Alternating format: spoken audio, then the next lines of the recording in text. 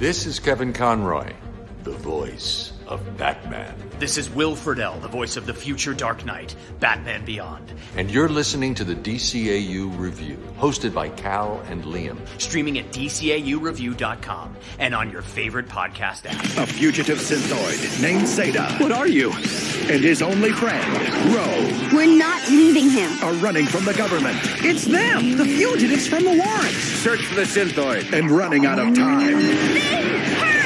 The Zeta Project. Welcome, everybody, to episode 313, and what an unlucky episode it is, of the DCAU Review. I'm one of your hosts, Cal. With me, our other host, my brother, good friend, the man that runs our social media accounts. It's Liam. Liam, we put it off as long as we could for the calendar year of 2024, but much like death, taxes, and, I don't know, people being elected to office that shouldn't be. I don't know. The Zeta Project is inevitable, to coin a phrase. Here we are once again with a double feature of season 1 episodes today for our for the listening pleasure of our audience, to if they are into us being tortured for fun and monetary gain.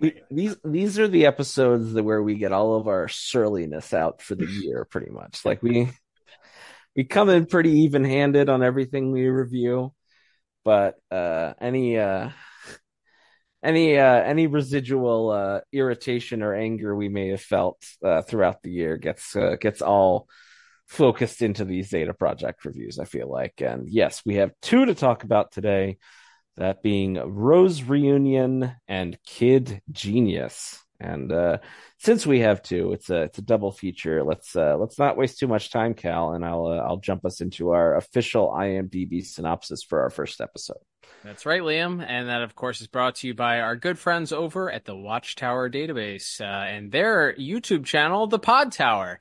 Head over to youtube.com/The Pod Tower today and subscribe. And not only will you get our entire catalog, if for some reason you wanted to listen to prior reviews of the Zeta Project just for fun, you can find them right there. youtube.com/The Pod Tower. It's our official home for YouTube for podcast hosting. And not only do you get our entire library by subscribing there, you also get the entire Tin Talk library, who also reviewed the Zeta Project, as well as every other DCAU episode. So if you want to hear their thoughts and their opinions on these episodes, they have episodes dedicated to it as well.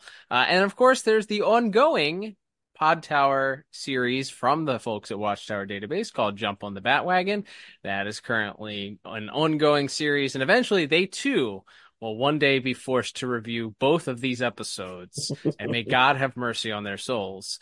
That's youtube.com/The Pod Tower. Head over today and subscribe to get these amazing podcasts all in one simple, convenient location for your listening pleasure. That's youtube.com/The Pod Tower. That's right. So this synopsis for our first episode we're reviewing today, Rose Reunion, which was written by, I kid you not, 4 people. Katie Cooper and Ned Teitelbaum on the story beat, and then on teleplay, those 2, along with Rich Vogel and Kevin Hops. Directed by Tim Maltby, music by Michael McChristian, and animation by Coco. And that synopsis reads as such. Ro has an opportunity to appear on a talk show and reunite with her brother, but appearing on the show means that she can no longer travel with Zeta. Well, kind of, but not. That's not what it. Look, we're not going to go in as depth in our plot recaps because, well, let's face it, you're not listening to this because you like the Zeta Project. You're listening to it, like Cal said, because you want to hate listen. Right. You want to hear us be mad, I think, is probably why you tuned into this episode. But yes, the reason you voted for a second watch through of the Underdwellers is the reason why you would vote for this episode of the podcast.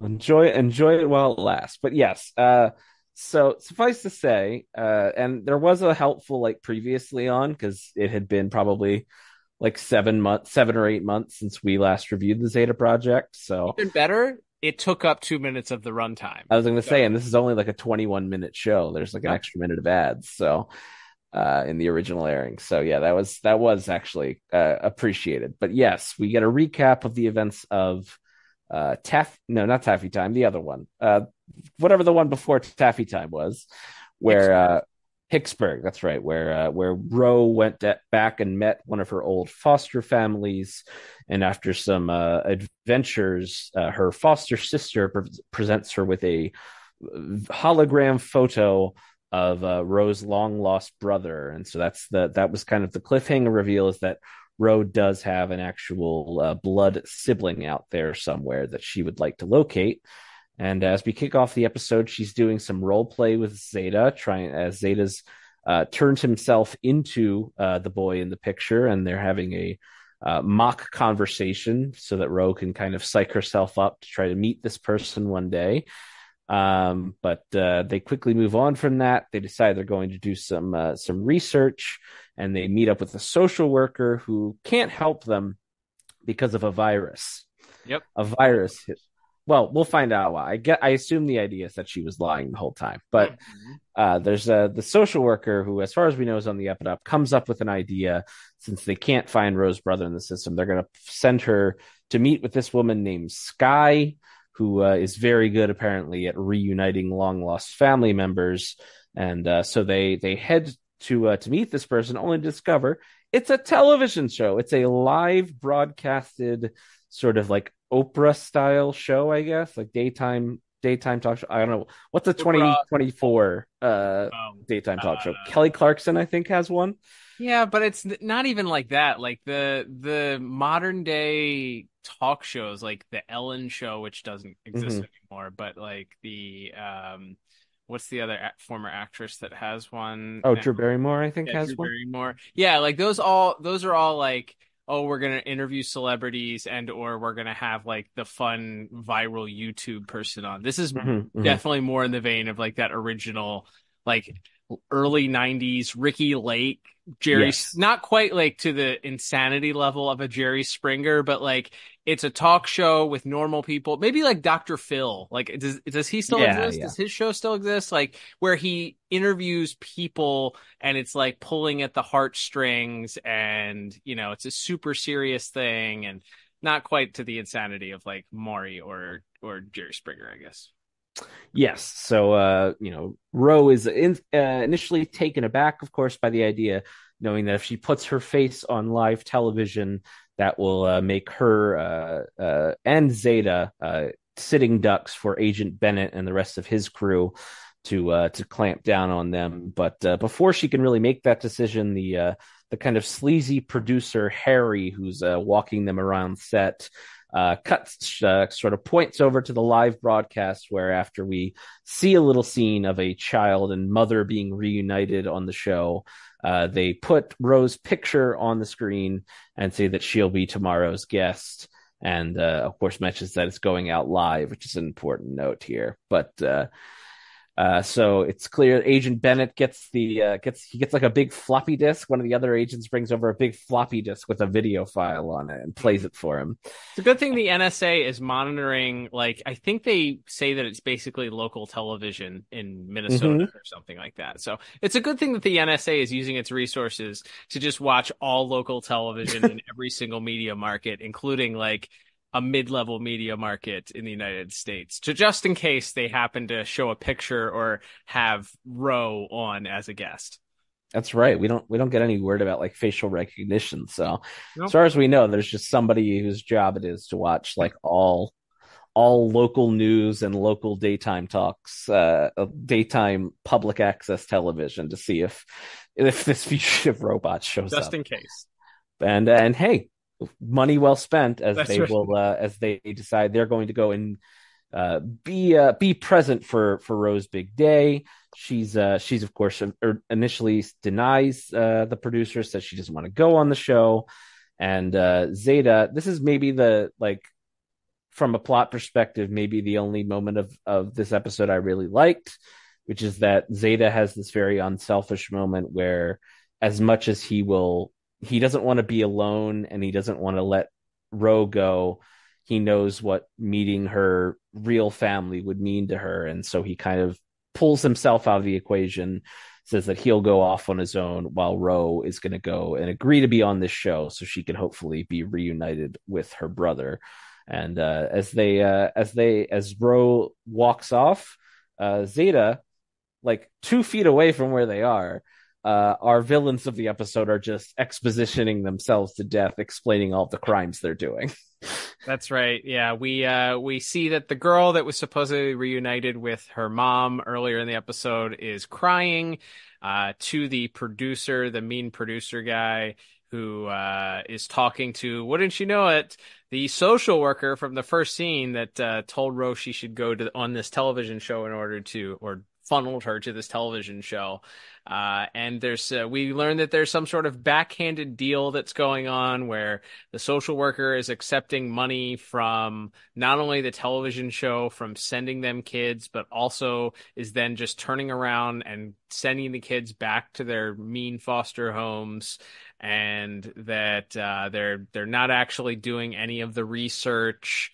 We find that out very shortly after, as the producer admits that it just costs too much money, that they haven't been doing any real research for a long time, and it's all been a scam. So the girl herself is sent back, never seen from again. We have to assume that she got sent back to her mean old foster home. And it's at this point that Zeta confronts the producer of the show, begins threatening him, telling him that they need to that he's aware that he heard everything. He's aware that they're just trying to take advantage of Ro, and that this is not going to end well. So it's at this point that the producer enlists the help of one of the people on the crew. He ends up tricking Zeta into standing in a truck and locking him in the truck, and then tells the driver to take him for a long ride, so that he doesn't remember where they are or something like that. Or I don't know. He sort of insinuates like kill him, but like not really. So this there's a long sequence where Zeta escapes the truck, but then is having trouble because the truck is on a highway. So he's like hanging off of the truck and trying to figure out how to get out of the truck so he can get back to the studio to warn Ro. In the meantime, he surprises the driver. He gets on the outside and surprises the driver in the cab of the truck, who I guess faints. I don't know. Somehow loses consciousness, and the truck goes out of control and veers off a bridge. So he has to save not only himself, but the driver. He's able to do that. Meanwhile, back on stage, Sky is introducing Ro to this actor who is claiming to be Ro's brother. She's immediately suspect because she had a picture of him and immediately recognizes that he looks very different. She pulls up the picture and begins questioning whether or not this is legitimate or not. The producer is flipping out because he didn't know she had a picture. The actor is playing dumb because he apparently wasn't in on the whole thing the entire time. And all while this is happening, the NSA is setting up their sting to come in and interrupt and pull the guns. So as this happens, there's a giant convergence of the NSA, Ro figuring out that this guy is an actor, and Zeta finally making it back to the studio just in time to warn Ro. And that's when the agents spring into action once they see Zeta. They initially subdue him with some sort of weapon things that electrocute him. But Ro is able to wriggle out of not one, but two different agents' grasp. And they just sort of let her go and let a series of lights drop on the agents' weapons, which frees Zeta.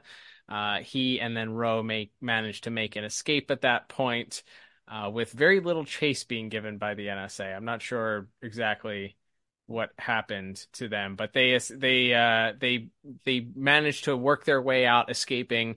They blend in. They were on a studio lot, as Liam mentioned, and Zeta blends in with a bunch of firefighter actors whom he ran into earlier in the episode because that's right. Yes, and he didn't understand on the lot that they were filming things there, even though there were giant camera and crew like less than 5 feet away from them. But regardless, he blends in with the firefighters and is able to escape as they end up back on the road. Ro realizes that while it was painful that she wasn't able to find her brother, she decides to put on the search for her brother on hold going forward, saying that all the family she needs right now is Zeta, and they continue on their travels on the road. And we learn that both the producer and the social worker were apparently sent to jail, and the Sky claims to not know what was going on, so she's promised to make everything up and says that she's going to get all of those poor kids that were sent back to their, I guess this is where we get the resolution, sent back to their mean old families, reunited with their parents, and that's that. So, oh boy. All right, Liam, yeah, as you mentioned, 4 people touched this at least, as far as a plot is concerned. I didn't know where this was going. All of a sudden, I felt like I was like, are they doing like a child trafficking plot here? Like, what is this? Yeah. Where the social worker pulls up and she's like laughing, the girl's crying, like that's not, and then she's like making handshakes with the skeezy producer. Like, what is going on here? Like, I don't know. At least, as you mentioned, there was some sort of underlying, I don't want to say redemptive arc, but there was a through point to Zeta had to make the decision whether or not he was encouraging Ro to find her quote unquote real family, right? He knew how important it was for her because this is the plot point for her finding real family. Even though he would then be on his own, he was willing to sacrifice because he's the hero and he's got a good heart. And then her going through this traumatic experience where her exposing herself, putting her own life in danger at the expense of attempting to find a blood relative that she doesn't even remember. She almost loses not only her own freedom, but Zeta's freedom and all this stuff. So she kind of realizes at the end, hey, I'm okay with just hanging out with this robot. Like, I'm okay. So I guess you can look at that. I can look at that and say, all right, there was a resolution to this plot from where we started from. As we often point out, the characters are not in the same place. They're not far from the same place, but they're not exactly in the same spot as they were at the beginning of the episode. It seems like for now, Ro is content in just kind of traveling around looking and focusing on Zeta's search versus her own personal search. So, for all those reasons, and the reasons of there not being much more redemptive or interesting about the entire thing, not to mention some I don't understand where this plot point is going, or what is the moral of this? What is the moral of this story? I guess family isn't blood is supposed to be the moral of the story. I don't know, but I ended up with a 3 out of 10 for my plot. Did not love the episode, and the fact that there were 4 different people that had to put their creative brains together. Not insulting their entire line of work because I did do enough research to figure out or care what they've done, but the fact that 4 people came up with a story and this was the story that they settled on is disappointing. So 3 out of 10. Yeah, I gave it the exact same score. 3 out of 10. There's just not a lot to it. There's something here which I think is a little bit prescient, which is the idea of wholesomeness, for lack of a better term, that very much permeates Facebook and Instagram, and people sort of putting a camera on the moments that used to be very private and personal for the benefit of trying to game an algorithm and and gain a following. There's something interesting in that idea when they reveal that they're not actually reuniting kids with their families, right? They're just paying actors to pretend to be those family members and then shipping the kids off. It's okay, there's some kind of commentary on how much people will accept a feel good cotton candy story without without really looking into it or Right. thinking about the larger, ramifications of it. So I'm like, Right. okay, there's something interesting here. It's just not put in a particularly interesting package. And then it's like, it's one of those things where things happen in this episode because the next scene has to happen. Mm-hmm. It's like, I understand that Zeta's supposed to be naive to like social cues and like, personal things, Mm-hmm. but he should be able to understand like what a trailer is and what a truck is. Right. And he's like, oh, she's in the makeup trailer. And he's very clearly getting into the back of a truck that just has a bunch of boxes in it. And it's coming from the guy who he just heard was not a good person, that was talking Right. about tricking people and in order for money and funneling these kids out of their studio for money. Like, Yeah. yeah, I'm Good with point. you. Yeah. So it's just like, so you have to get Zeta out of the way. And I guess that's the closest thing we get to like an action beat in the episode is that bit where he's getting like jostled around the back of a truck and then he spooks the driver and the truck goes careening off a cliff and he has to save it and there's an explosion or whatever. But yeah, I didn't care for that. And then yes, the ending where the agents where Ro gets the better physically of two different trained NSA agents and then has time to go over and like cut a big lighting rig and then and I don't know, like it's fine. It's just like it's I just like I said, I'm giving this show a slack by not giving it an even lower score, I think. Agreed. Because I feel like I could really pick this apart, and maybe if I hadn't watched the other episode we're about to talk about in a couple minutes, I would be harsher on this. But yeah, there's just a lot of stuff in here that I think is just underexplained or underexplored.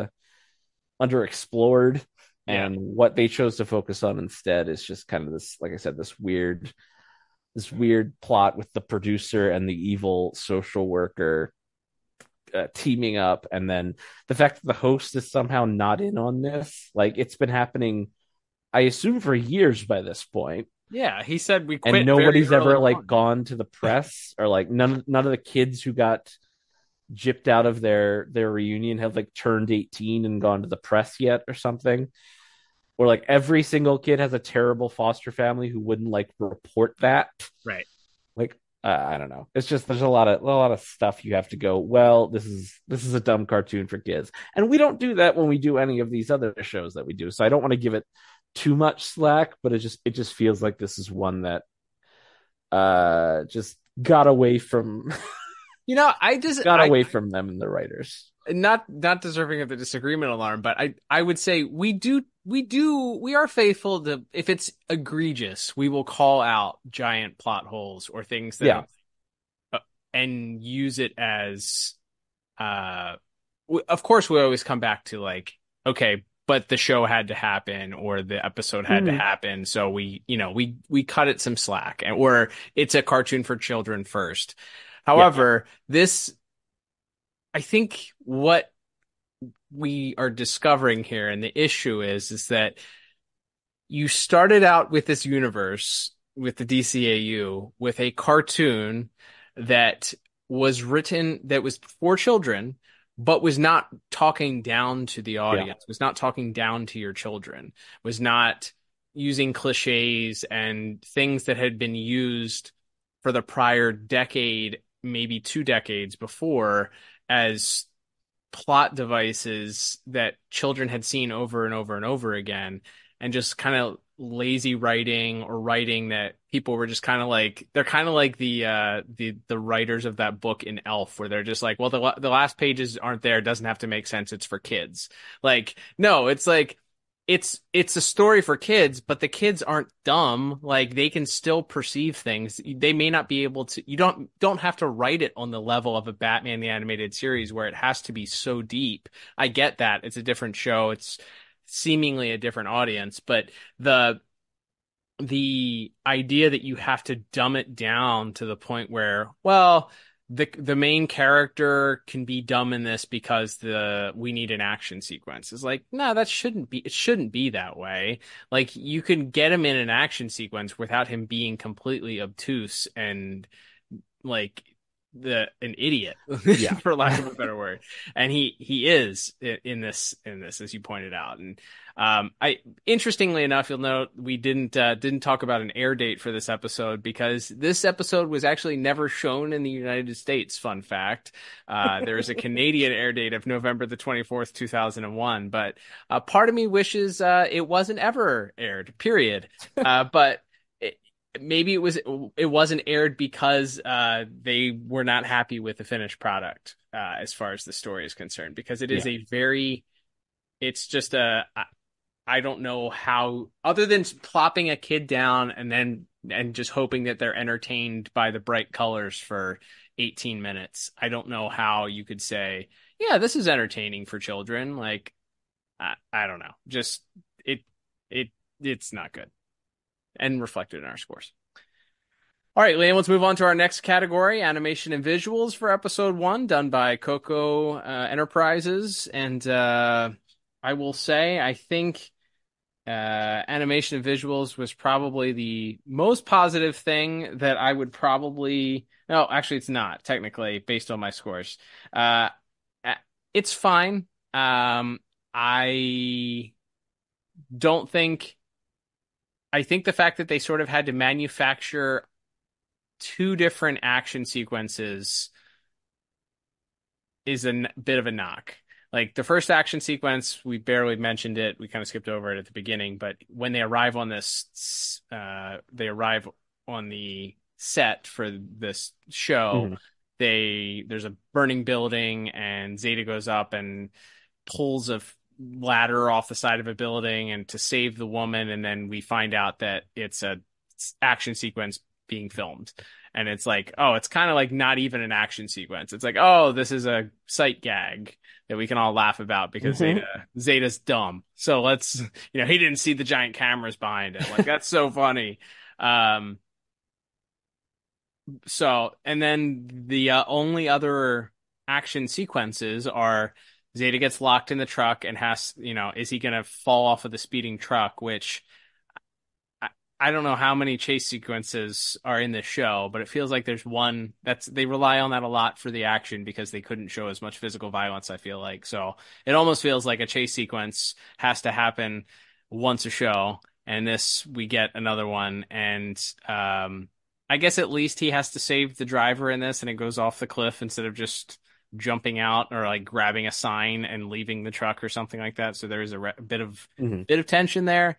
But and then the final scene, as we know, they're not going to show him punching any agents or hurling couches around or something like that. So there has to be some sort of wacky way of them escaping, a very Scooby-Doo way of drop the set of lights from the ceiling onto not even onto the NSA agents, but they're onto their weapons, and that causes them to malfunction and free Zeta. So not a lot of action for the episode. Not a lot that stood out to me as far as action is concerned. I guess him breaking out of the truck once he's inside is kind of cool to watch. He pulls out the buzzsaw off of his arm and cuts open the back of the door. But that's like the main sequence that we see. And then I'm not sure, but it looked like once he got back, after escaping the truck, he gets back to the studio. The same guy, the driver of the truck, was there back at the studio and like tried to stop him from running into the studio. It was either like guy who was drawn very similarly or the same character model. So not sure what happened there, but yeah, overall, not a lot to write home about as far as action from what I saw, which is why I gave it a 5 out of 10. What about you? Same, 2 for 2 so far. Yeah, I also gave it a 5. Yeah, it's all okay. They reused that creeper explosion for the explosion. I had so little in the way of notes for visuals. I like the design of those like rope tasers. I think they used those maybe in the pilot episode as well. I like that. I thought it was a very like maybe unintentional but funny visual where there's just like a studio audience at this like Ricky Lake Oprah show, and then there's like 12 armed government agents with giant bazookas walking through, and nobody's even reacting or noticing. Right. And Bennett also has his binoculars out in this tiny room. I'm like, okay, all right. Well, I don't know if any of this was supposed to be funny, but I found it funny. So, yeah, just not a lot to write home about visuals wise. All right, Liam, let's move on to our next category, which is going to be music. And correct me if I'm wrong, Christopher Carter responsible for this episode. Michael McQuistion for our first episode. Christopher Carter does number 2. He's on the second one. Okay, so Michael McQuistion for the first one. The musical notes kind of follow suit with the visual notes for me. Not a ton. I think the chase sequence has a kind of just a standard fare. Tension is rising, fast tempo song, kind of a warm and fuzzy outro at the end with Zeta and Ro kind of realizing that they are each other's family. And I guess the firefighting sequence at the beginning, there's if you too are foolish enough to think that it's a real fire, then I guess that it builds up some of the tension there. But right from the start, you realize that it's not real. So anyway, not a ton as far as music is concerned for me for this episode either. So I ended up settling on a 5 out of 10 for me. What about you? We're 3 for 3. 5 out of 10 for me as well.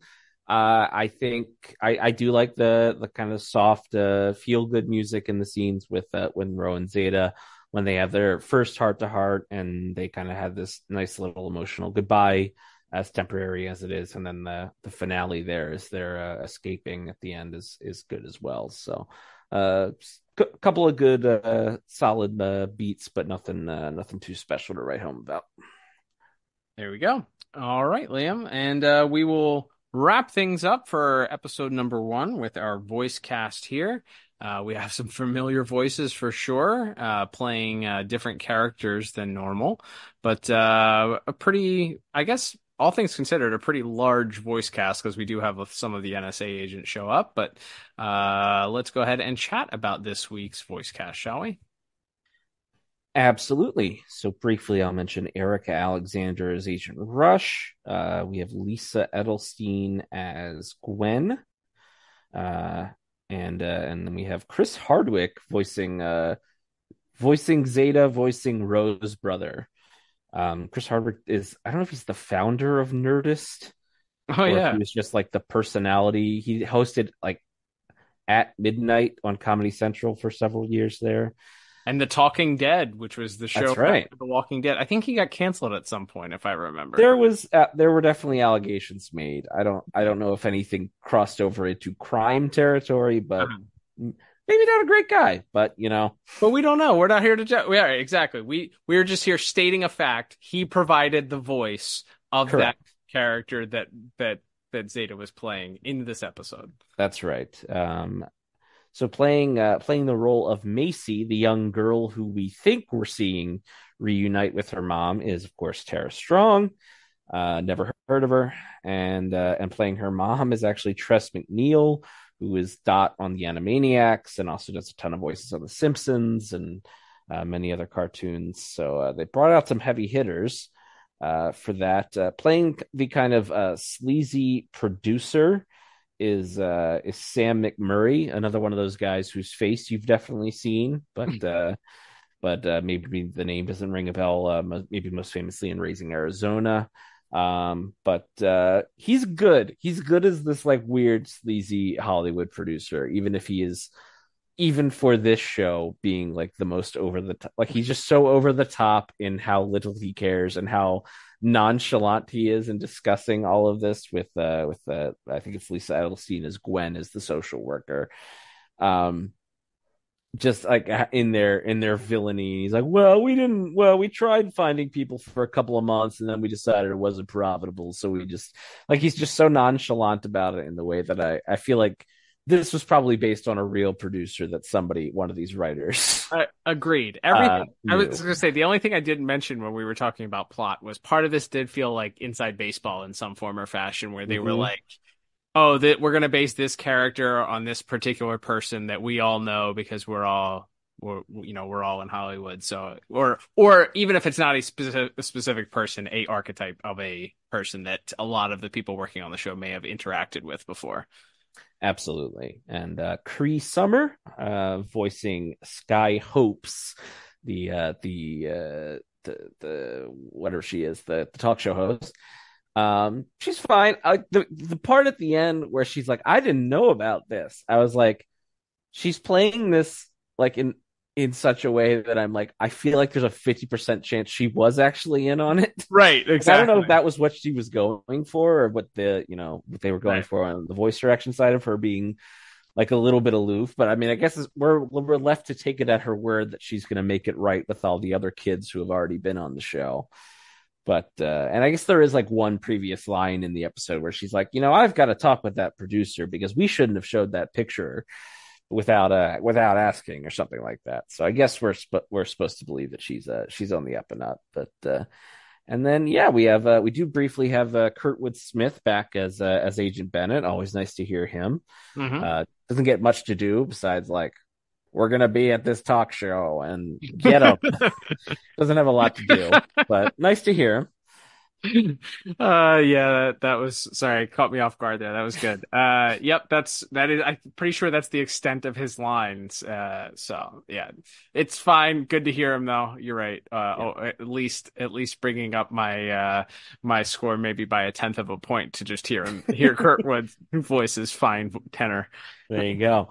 And then of course we have our two leads, Julie Nathanson as Ro and Dietrich Bader as Zeta. As always, they tend to be the saving grace of this whole series. And like I said, this episode, as stupid as a lot of it is, Julie Nathan gets a lot to do. Like Ro is so often on this show just like the wisecracking sidekick, and we'll get to that in the next episode for sure.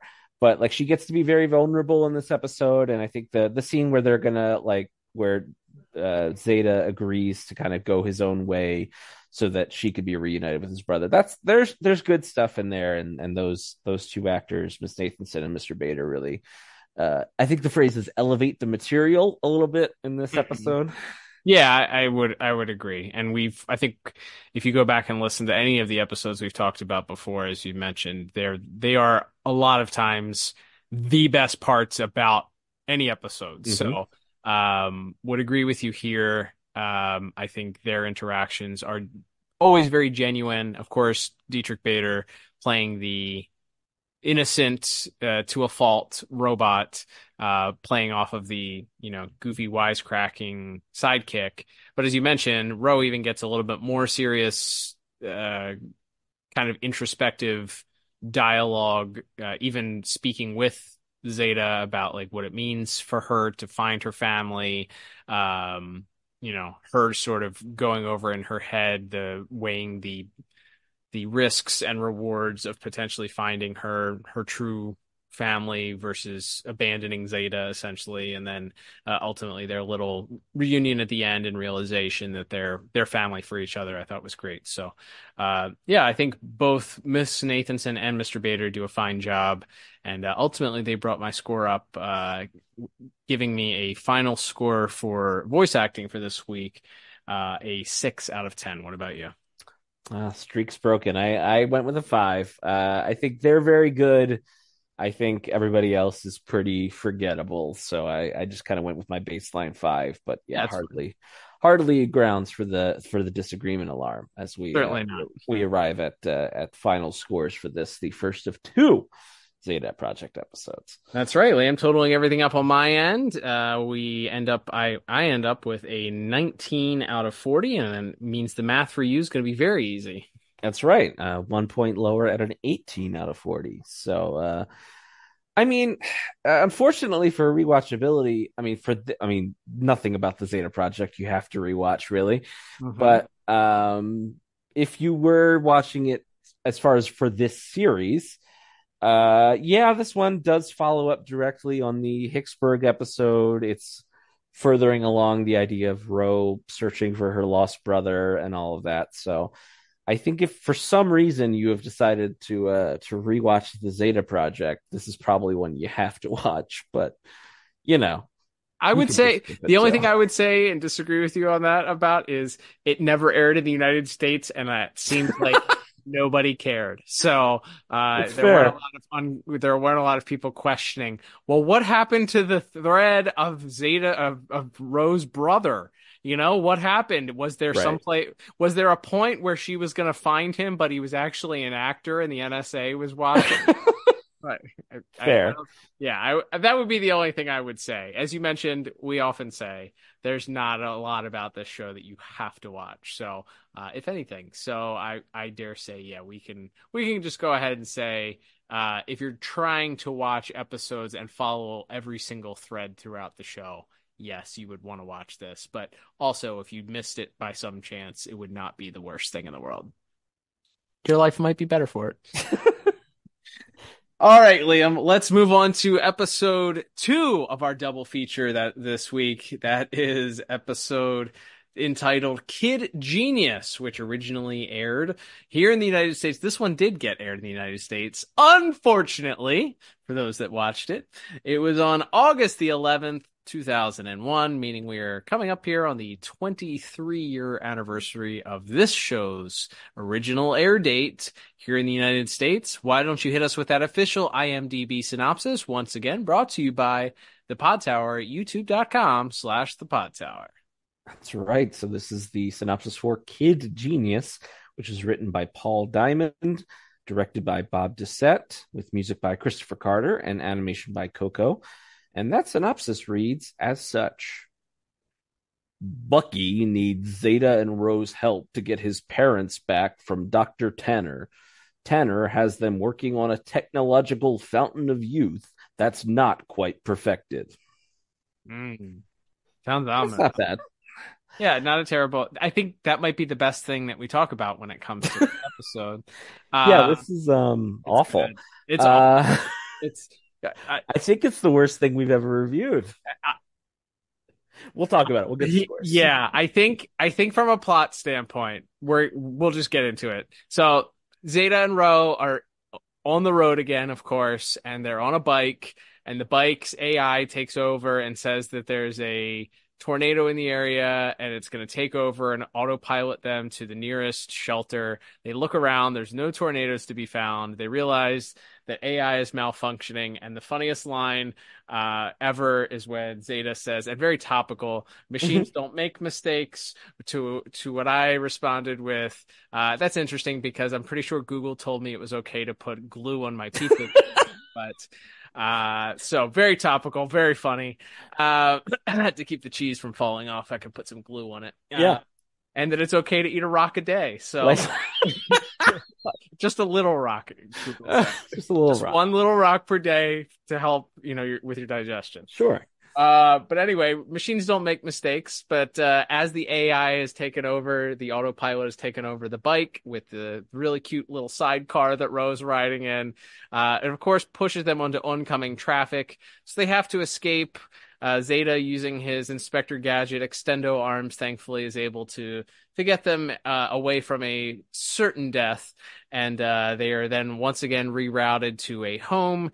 As you mentioned, a returning character. Thank you again also to the recap at the beginning for taking some of our watch time away and recapping. My only complaint was there was no clip of the guy screaming "my stockpiles," which goes down as the greatest line in the history of the Zeta Project, in our opinion. Right. Check out that one. If you want to hear what that means, check out the review of what was the previous episode with Bucky in it? Who could even remember? Westbound, maybe? Westbound. Okay, maybe. I don't know. Anyway, it doesn't matter. Other episode. So it is Bucky, in fact, who, just as our IMDb synopsis suggested, is there. He's in a house, and he's complaining about his no good parents because parents just don't understand or something, and he hates his parents. And we get a little bit of exposition reminding us about the villain from the previous episode that he was in, which was this guy named Tanner who stole his device and was trying to take credit for it or something. Anyway, we find out that his parents have been stolen by this Professor Tanner, who is holding them hostage so that Bucky will come and fix his Fountain of Youth machine, also known as the Genome Reversal Generator. Naturally. So Bucky has enlisted Ro and Zeta's help because he wants to go save his parents. When they question why, when he clearly shows such disdain for them, he declares it's because he doesn't want Tanner stealing anything from him, not his inventions, not his parents, not his dirty socks. So it's all about revenge and spite. He wants to save his parents out of spite. So they decide, of course, they're going to go check out this Fountain of Youth Center, and to do so, they disguise themselves. Zeta remembers that he can do the thing where he can disguise multiple people, that as long as they're like touching him, I guess. I don't know. They're in his vicinity. They're within he can make it's still all a hologram. Right. But he can, he transforms into an overweight old lady. And so was the feet thing always a thing, though? I don't remember that being a thing. Yeah, and I thought this was going to be something in the episode that would pay off later, like they would be discovered because they see this lady has 6 legs, but it's just a sight gag. Yeah, no, pretty much. Yeah, they are able to sneak inside, and they come across Bucky's parents, who've been turned into toddlers. Oh no! What a crazy, wacky story bit! Wow, it's one of those. Like. There's probably a whole section on TV tropes .com for the episodes where people get turned into babies or get turned into kids. But yes, we find out that the age reversing ray is too strong, and in fact, it isn't just turning the elderly back into a younger adult. It's turning everyone into kids, and but before they can really act on all of this. There's some cavemen that show up with sticks. Neanderthals with weapons. My favorite is the Neanderthal that looks like Dog the Bounty Hunter with a yellow blonde mullet. Yeah. I think this is way before Dog the Bounty Hunter was a television personality, so it's definitely not based on him, but this has to be based on somebody with like the weird Hawaii. They're all wearing Hawaiian shirts, I guess, because it's revealed that, well, I'll let you do it. Yeah. So as the electrified sticks that the cavemen are holding, they're able to take down Zeta very easily. That's his kryptonite, is electricity. So they've temporarily shut Zeta off, and they take Ro and Bucky and Bucky's child parents into Dr. Tanner's office, where the reveal is made, as mentioned, that the youngifying ray is not working properly and turning all these people into children.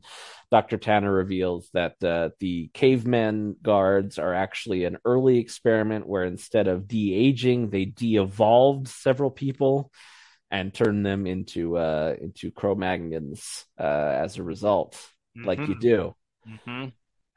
But they can still operate crazy machinery and understand perfect English, but okay.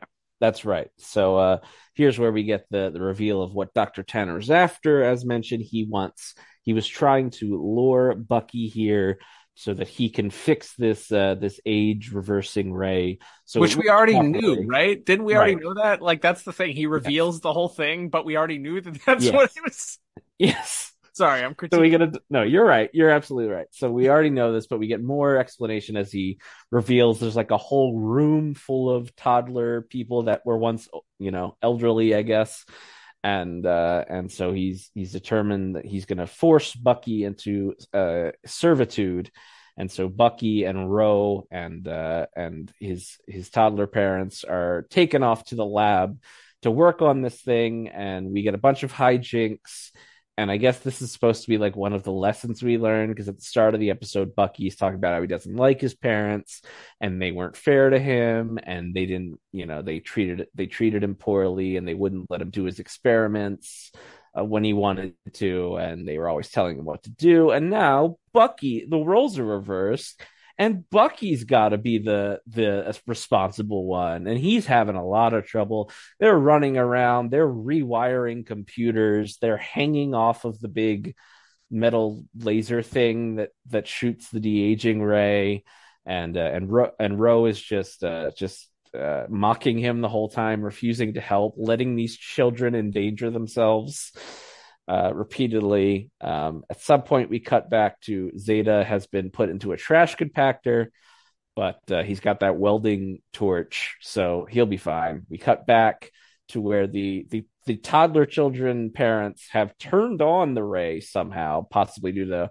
the malfunctioning computer, and are now being further de-aged. They're now de-aged into babies. Oh no! Wacky. And Rose attempts to help Bucky turn the machine off by hitting the computer with a chair. That doesn't work, but thankfully by then Zeta has escaped the trash compactor and arrives to turn the machine off, and realizes now that the whole place is but it's too late. There's been too many electronic malfunctions, and now it looks like the whole place might blow up. And so they run outside. But then Ro and Bucky remember, oh, wait, there's a bunch of other toddler old people still trapped in this building.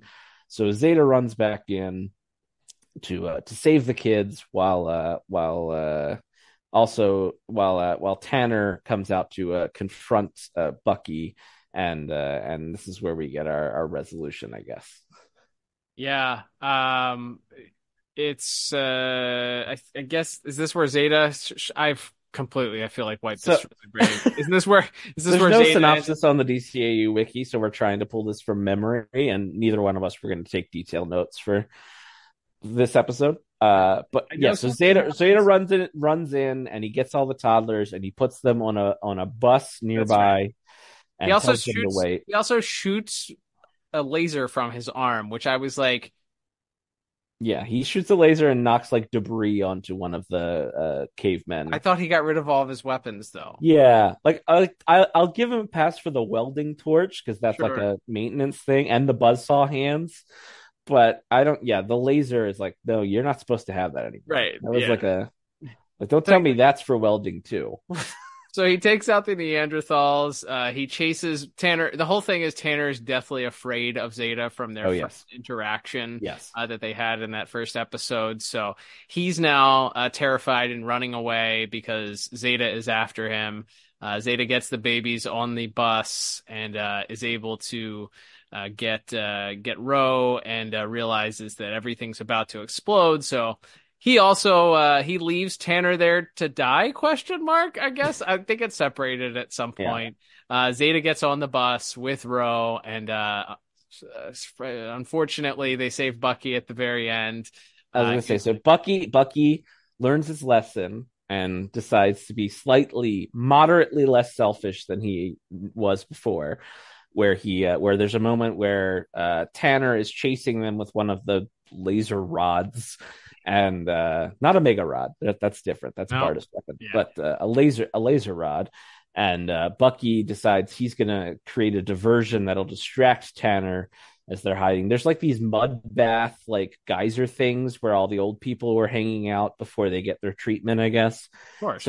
So he's running through and like hiding behind some rocks, and there's like geysers with mud shooting off around him. And then right as Tanner seems to have Bucky dead to rights, Zeta comes back, grabs the stick away and breaks it, and once again reveals his robotic form, which of course causes Tanner to flee, and he turns around and then he falls in the mud. That's right. He falls in the mud. He's all dirty. He's real sad. And that's when Zeta and Ro get on the bus and make their escape, saving and they pick up Bucky on the way.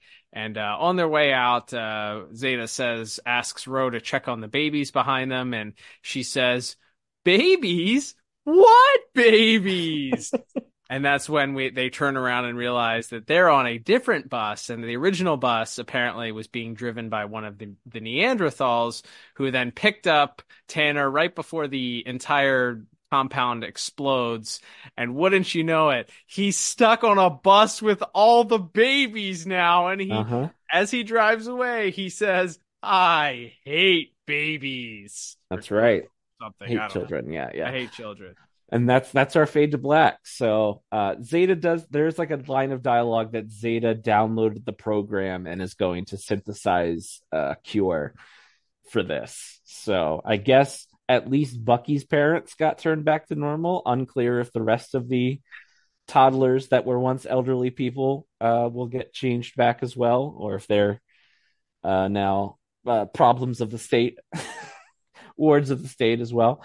But or the evil scientist is going to do something evil with them. Right. Who knows? He might keep experimenting. I guess the idea is that Tanner is like a complete fraud. He's very much like the Steve Jobs to Bucky Steve Wozniak. He's the front man, but he doesn't really have a lot of like acumen or ability to compute things himself. Or invent things himself. So it's hard to say what exactly Donald Tanner is going to do with those 20 babies. 25 toddler old people. But that's where we end the episode. So look, I've hated every episode with Bucky in it, I think. Although he does briefly appear in the My Stockpiles episode, and I don't think I hated that one, which was called Crime Waves, by the way. I looked it up. Good. Don't let it be said I don't put any effort in on the Zeta. That's right. Because I looked up what episode that was. But anyway, don't like Bucky. I've never liked Bucky. This episode especially, though, it's like he kidnaps Ro and Zeta to help him. He's very dismissive of his parents. He's not really like thanking, like he's not thankful or like contrite once Ro and Zeta agree to help him. Like he's like even arguing them, like, "Hey, I asked and you agreed to go." Like he's such a mean little person, and I hate him. Yep. And then yes, the whole plot being revolving around his parents get turned into babies, and he learns what it's like to be responsible for children and whatever. Awful, not funny.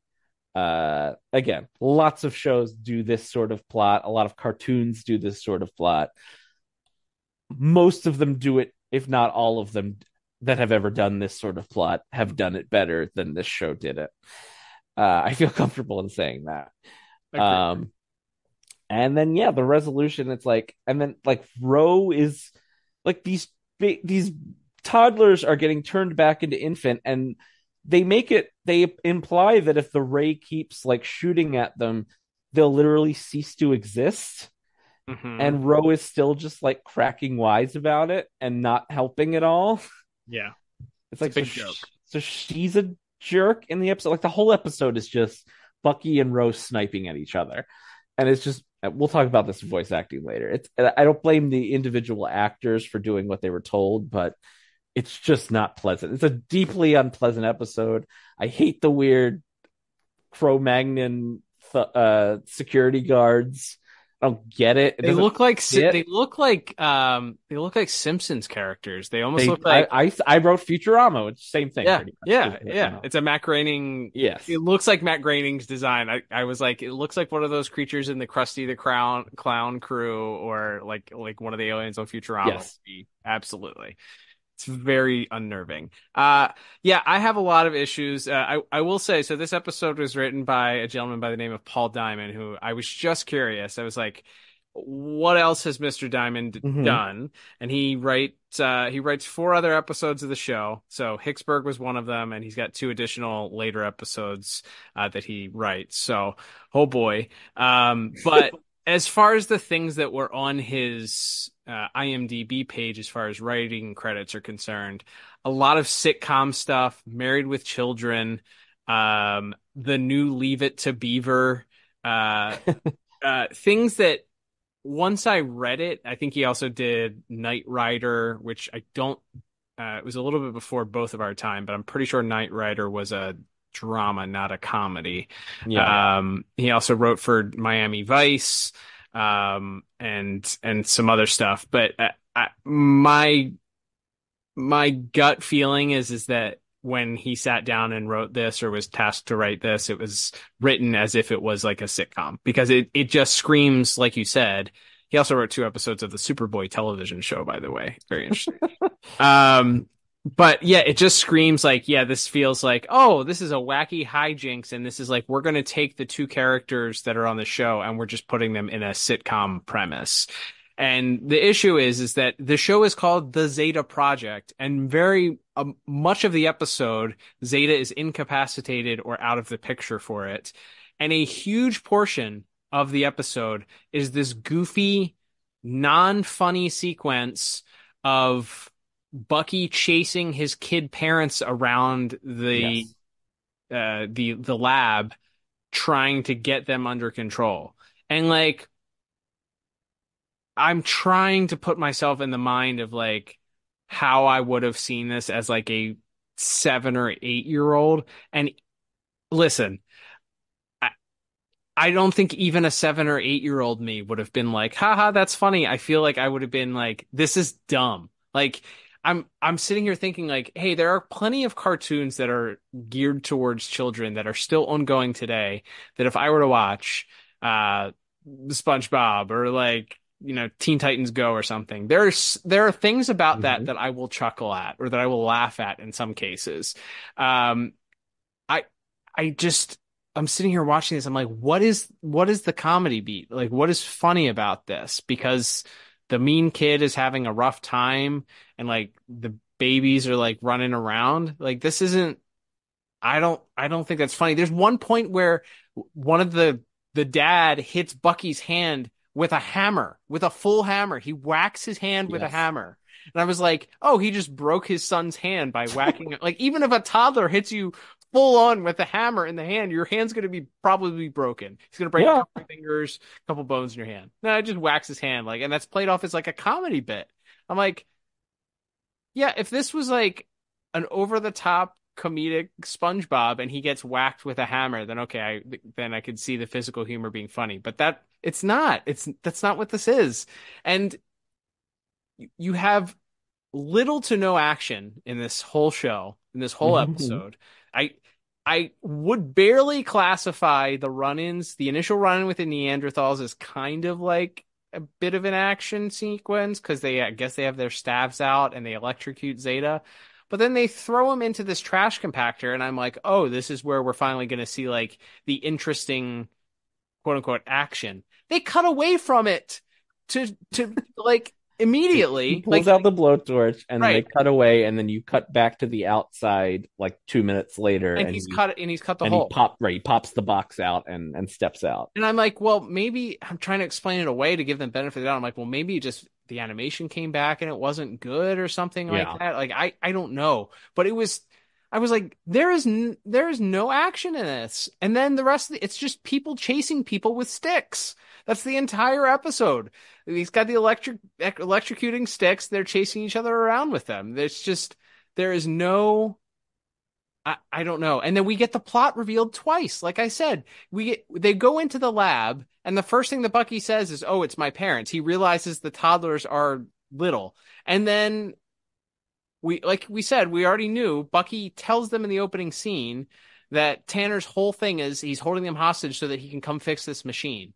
And then we get the reveal as he's like, I am holding your parents here because I want you to fix my machine. Ha ha ha. As if, but Bucky like plays it off like he didn't know that that's what he brought him there. And then he reveals that the machine has been turning people into little kids, but we already knew that. It's just, oh, there's more people who are little kids. Like, oh, okay. Like, cool. Like, but they don't make you care about them. They aren't put in any mortal danger, really. And then it's played off as a joke at the end that the bad guy gets stuck with these people that are kids. Right. It's bad. Like if you had kind of like, I hate even wasting the time to try and like offer a rewrite for this, but like in my thought, like they show up and they run into these two little kids and they don't realize right away that it's his parents. And then like the reveal comes later on in the next scene where it's like, Bucky's like, show me my parents. Like, I'll help you as soon as you show me my parents. And he's like, those kids are your parents. And like, that's the reveal. It's like, oh no. Instead of just being like two scenes of them like running around putting gum in his hair and stuff. Like, just, it's bad. It's just so bad. I gave this a 0 out of 10 for plot. It is god awful television, and I hope to never have to watch this again. Well, we're back on the agreement side because I also gave it a 0 out of 10. This is just dreadful. And it's funny you mentioned the thing about our writer being like a sitcom, like especially like 70s and 80s and early 90s sitcoms. Like, I get that, but last year we had the incredible pleasure of talking with and interviewing Len Yoli, writer on Static Shock and Justice League, X-Men the animated series, Ben 10, a million other animated shows, and he graced us with that story about how he started out writing what they call spec scripts for sitcoms. It's like, so, and has written lots of television, wrote for Star Trek eventually. It's like, so the idea that it's like you can't be a television writer, even a sitcom writer, and then transition into telling good stories in animation, even animation being made for children, is preposterous, because there's tons of examples of writers who do both. Right. So it's like it's just like when I don't know what this, but this being here just feels like a guy. And it's probably not fair. I'm sure Mr. Diamond's a lovely person. It's not fair to cast aspersions on him like this. But I'm in a bad mood, and I'm going to. It feels like a guy who came over and was like, all right, it's a kid's show. There's a robot. All right, let me bang this out. What's a wacky sitcom thing we can do in a kid's cartoon? Yeah, we'll turn them into babies. All right, cut print. Got it done in an afternoon. Like, it just feels like, right. It just feels so low effort, and it doesn't even really fit with the tone of this show. That's what I was thinking about. Even as lighthearted as some of these episodes have been, like, there's still, like, we've gotten so far away from, and we talked about this a lot, obviously, when we first started reviewing the show, of what, like, Robert Goodman's idea for the show was originally, sort of the idea of doing like a fugitive, or like the Bill Bixby, Lou Ferrigno Incredible Hulk type show, where it's this, moving from town to town, helping the locals, and trying not to get caught, and then having to move on and all that. Like, we're so far removed from even like what feels like the tone for this show by this point, that I'm just like, man, what are we doing? There's a rave, and the idea that this is happening like concurrently to Batman Beyond. And we're like, there's a ray that turns people into babies, and there's caveman guards with thumbsticks, and I'm just like, what even this doesn't even feel like it fits this show, much less like the larger DC animated world. Like, yes, and we've had there are goofy episodes of Static that we've talked about. Sure. That show at least gets a huge pass because we know that it was not originally intended to be in the DCAU, but Hoop Squad did come after the shift, so I guess you can't be completely blameless. But even those episodes, the episodes that are goofy or that we're like picking apart, or like, this isn't a good one, I feel like there were things that we could find that were somewhat redeemable. This episode is in rarefied air to have a 0 for plot. And I think you're spot on when you say it feels like there was a script that was written and these characters were just thrown in as the characters to be characters in the script, because it could have been any other show and with any other characters, like it, and would have probably felt more authentic. It's just bad. It's bad. I don't have any. It's abysmal. It's terrible. Like I got finished watching it and I was like, wow, that made that first episode feel a lot better now that I watched this episode. And there's no moral to the story. Like, there's no redeeming factor. Nothing gets paid off. Like, and it doesn't move the overall story forward at all, We don't get any additional information about Zeta's story. There's nothing off of the Rose stuff. It is literally a side quest to nowhere that is just a waste of everyone's time involved. It's abysmal. It's bad. Yeah, agreed. Can't say it any better than that. It's bad, and like again, by this show's own standards, it is, I think, far and away, from a plot perspective at least, the worst episode we've covered to date.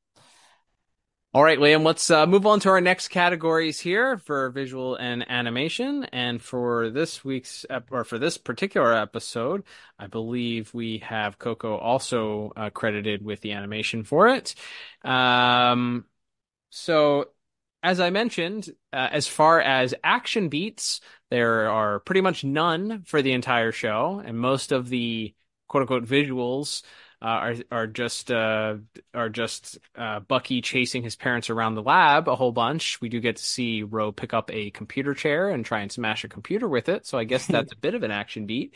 But yeah, not a lot of good, I would say. I think it's kind of, I guess it was supposed to be kind of funny when they're going in with the 3 sets of legs, as we mentioned, to this facility in disguise, and then Bucky sticks his head out of the hologram at one moment, and Ro has to stick her head out and shove him back into the hologram.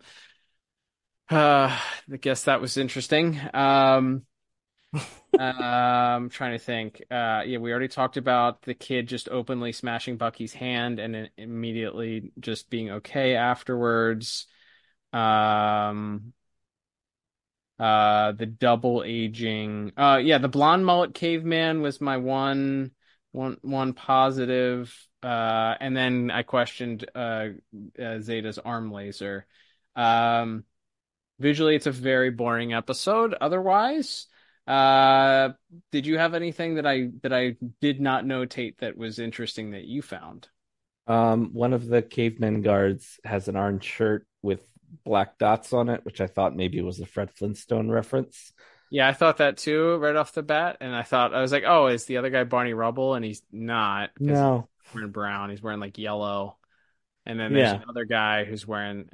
I was like, all right, well maybe there's a reference here, but one of them has like pink hair. Yeah, I don't know. I was like, I'd like to think they just said, this looks goofy. Let's do this. Yeah. We can't make these cavemen look too scary because it's a kids show. So let's put them in Hawaiian shirts and give them mullets. Yeah. Yeah. So, that's about it. Like I said, we just get so little action. I feel like there's even some scaling issues. I feel like Zeta's supposed to be pretty tall, but he looks shorter than Dr. Tanner at the end there when he grabs the staff and breaks it. Maybe it's supposed to be like a weird perspective thing of how close he is. But yeah, I thought there was some kind of weird scaling in some of these shots as well.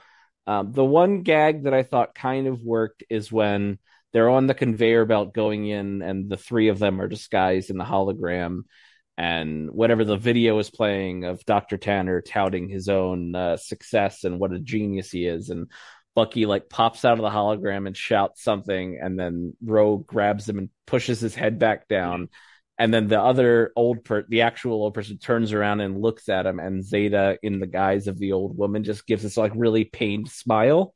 Yeah. Like that was a decent bit of like visual comedy. Yeah. Like the head popping out, getting shoved back in, and then the guy turning around just as everything looks normal, and the nervous smile. I was like, all right, that was a funny enough little bit. Anyway, I gave visuals 3 out of 10. I don't like those cavemen designs. Again, I don't think they fit within the course of they don't fit with the designs even that we've seen in this show to this point. And yeah, outside there's nothing. And would my visual score be this low if I wasn't so mad about the plot? Probably not, but that's what happened. So I ended up with a 3 out of 10 for my visuals. And I went with a 2 out of 10. I'm breaking rank. Wow. There just isn't anything interesting. Like that opening sequence where they're almost going to get hit by the cars, I guess, is kind of interesting. But that's like 4 seconds of material. And the rest of it is just like them talking, or them, as we already said, them it's Zeta getting electrocuted, or Zeta talking to Tanner, or them talking to Tanner about his plot, or the babies are wreaking havoc. And even that is just like not, they're just climbing things. It's not visually interesting. And then at the very end, it's more chasing with these electro sticks, and then they fly away and there's an explosion. But we don't even really get a good view of that either. So yeah, 2 out of 10 for me. Just, it's not bad animation. It's just there's nothing interesting visually, and Yeah. it's bad because of that. All right, Liam, let's move on to our next category, which is going to be music. Once again, as you mentioned, Christopher Carter is responsible for this music. Nothing. Let's see. I guess the sequence at the beginning, the near crash at the beginning. There's some music that swells a little bit to create tension there. There's a little bit when they're being chased by the cavemen the first time with the sticks. There's some like wacky, zany, like what feels like sitcom, very sitcom, on brand for sitcom, like kid music. That's the only thing it's like a fluttering flute type thing that happens as the kids are like jumping around in the lab.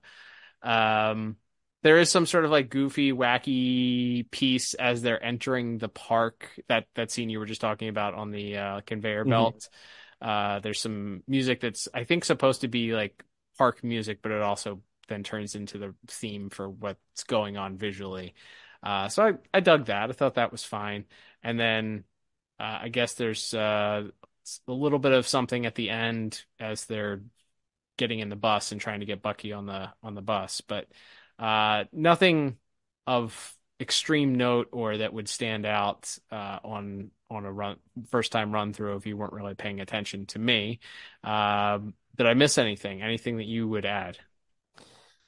Yeah, not really. There's like I don't know, like adventures in babysitting music during the hijink scene when I'm like, okay, this feels like if this were a movie of like this was made in 1993 and this was a live action movie about a kid who had to babysit his parents who got turned into babies. This is precisely the music that would be playing. Yep. So props to Mr. Carter on that side of really capturing the vibe. Agreed. But I ended up settling on a 5 out of 10. I think it's fine for what's asked of it. But again, we don't get a lot of like ramped up music because there isn't a lot of action. So other than those like adventures in babysitting, baby's day out sequences that Christopher Carter gets to stretch his musical legs a little bit, I don't feel like he got a lot to do as a composer for this episode. Yep, same for me, 5 out of 10. So we're right in the same area there. All right, Liam, let's move on to our final category of the day. Thank God. It is our voice actors and actresses for this second episode, Kid Genius. Let's run it down and run it back. Yeah, we'll burn through these. We have Nikita Hopkins as the young Rudy, who is Bucky's father, and Natalie Storm as young Gloria, who is Bucky's mother. We have, as their adult selves, we have Brian Donovan as adult Rudy and Jennifer Hale, of course, the voice of Killer Frost and Giganta, a bunch of other voice actor roles as adult Gloria. We have D. Bradley Baker voicing, I think he's the only caveman guy who gets named, which is Dante. Yeah. Of course, you got a weird monster man. It's got to be either Frank Welker or D. Bradley Baker. So Mr. Baker got the job this time. Mm-hmm. It's a lot of grunts and groans. He doesn't really have any actual dialogue, but we have Stuart Pankin as Dr. Tanner, maybe most famous to DCAU fans as the voice of the Condiment King. Mm-hmm. He's a fine, like pompous jerk, but. Yeah, he's good. I don't know. He's fine. He's fine. And then we get to our main actors. We have Ulysses Quadra as Bucky. Not good. No. Bad. Awful. Again. Bad character. Bad character. That's the thing. I don't want to put too much of this at the foot of the actor. I know Mr. Quadra also did voices on like a lot of Nickelodeon cartoons and such. has a good pedigree as a voice actor, but him as Bucky is like really far up there with like my least favorite voice acting roles anyone has ever had. So and as mentioned, a lot of this episode is Mr. Quadra as Bucky arguing with Julie Nathanson as Ro, and it's not like fun banter. They're just arguing and being mean to each other, and it's not pleasant. And like we just talked about how like the slight saving grace of our previous episode was the sincerity and the vulnerability that Miss Nathanson got to display as Ro in that last episode. And nope, she's just quips and mean and catty mean comments in this episode. And then we have Diedrich Bader, of course, as Zeta, who just doesn't get much to do. So he's barely on the episode. Yeah, like you said, he gets electrocuted and shut off, and then shoved in a trash compactor, and then he's like, "Oh, I'll save the kids," and I have a program that'll reverse the effects of this thing. If he has more than like 10 lines in the whole episode, I'd be shocked. In his own show. Yep, that's why I gave voice acting basically because Bucky was the star of the show. He was the main protagonist of this episode. Thankfully, his final appearance on the show, I believe. I gave voice acting 3 out of 10. Yeah, I gave it a 0. Oh man! Now let me just say this: Diedrich Bader, Julie Nathanson, Stuart Bankin—they don't deserve this 0. And again, as a person, I'm sure Mr. Quadra as Bucky doesn't deserve a 0 either. But I was in a sour mood, and so much of this episode is Bucky based. He's talking constantly. Either he's bickering with Ro or is he yelling at his kid parents, and it's just miserable. This episode is deeply unpleasant. And unfortunately, a lot of that goes to Mr. Quadra as Bucky. It's just not a performance I like. It's nothing personal. I just hate his voice in this episode and every other episode he's appeared in. Well, as we said, we bid Bucky adieu after this episode. So right. Farewell and burn in hell. Good Bucky. riddance. Not our voice actor, just the character itself. That's right. Man. All right, totaling everything up. Hang on. Oh, that's the negative point reduction noise. Not once, but twice. I gave -1 just for the existence of the character of Bucky. If this is in fact our final chance to bid him a double middle finger and wish him the worst in his future endeavors. I just wanted to say again, the character, not the nice man who voices him, assuming he's nice. I don't know him. Oh my god! -1 extra for the existence of the character of Bucky.